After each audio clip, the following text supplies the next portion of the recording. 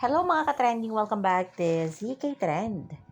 Donnie buong tapang na pinost si Belle sa kabila ng mga issue patungkol sa kanila. Sa kabila ng mapanghusgang mga bashers at trolls na nagkalat sa social media, lalo na sa Black App, nananatiling masaya pa rin ang Don Belle. Masaya ngayon sina Donnie at Belle na nagbakasyon sa UK.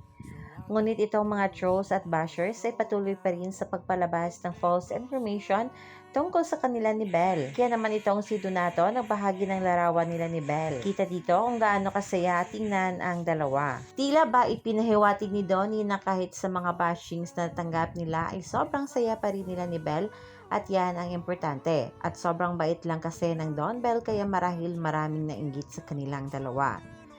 Nagbahagi na rin si Donnie ng ilan pang larawan sa kanilang bakasyon at makikita pa dito na binisita rin ng Don Belle ang Trafalgar Square sa London.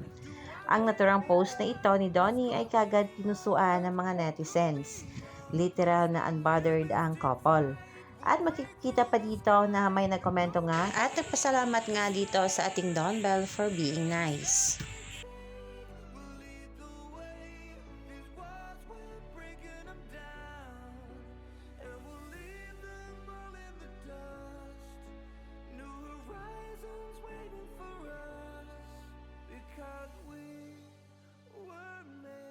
To go beyond.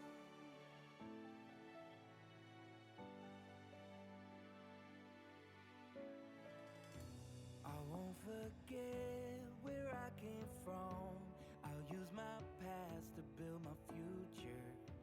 Keep moving forward.